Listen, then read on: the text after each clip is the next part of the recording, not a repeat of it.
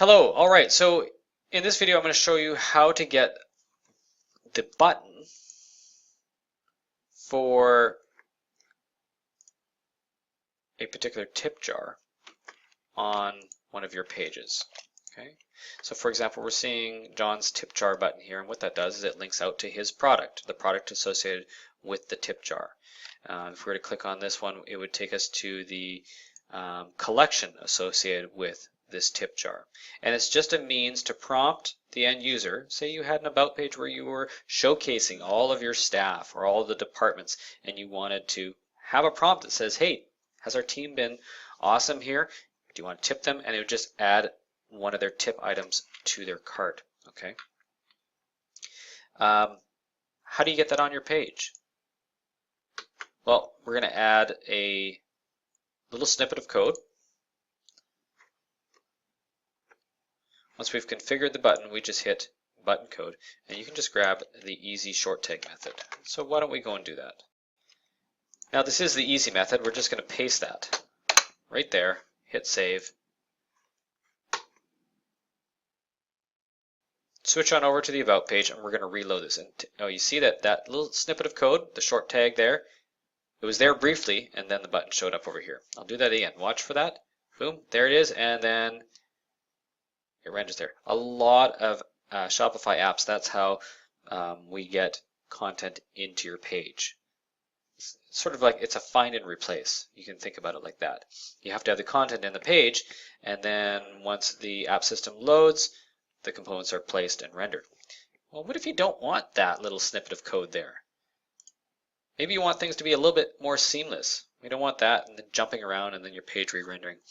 Sure, no problem. We have a solution for that. Let me show you.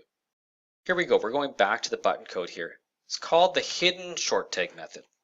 Makes sense, doesn't it? So all we're doing is we're using the same code here, except we're going to wrap it in a paragraph tag with a little bit of CSS class reference. We just grab this, okay? If you're familiar with HTML, fantastic. If you're not, don't worry. So let's go over to that about page again in the edit mode. Okay, so here we are. Now we're going to basically need to switch over to HTML mode. Well, you're going to find that your Tipify tag is already within a paragraph tag. We're just going to paste what we copied from the other page, and then we're going to hit save. Okay, but we're not done yet. Okay, if you stop there, it's not going to work yet. I'll show you. Let's reload.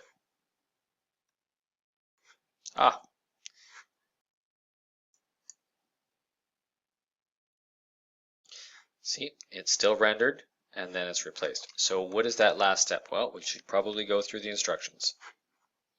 Only a couple steps. So we've gone and we've copied this. We've gone to the page we want the tip button placed. We've selected the HTML mode button. We've placed the code into the page. We saved the page.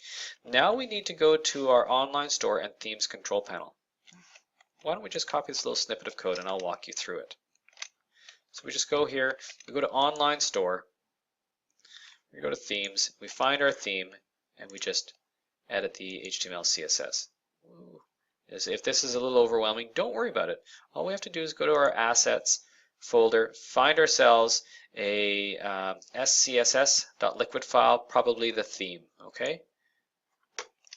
A lot of these Shopify themes are all created the same or very similar. You're going to find one of these files and just go to the bottom of the file and paste in that little snippet that we had there, just as you see there, and you hit save. Okay, it's now been saved. We go back to the about page. Now let's render the page or reload the page.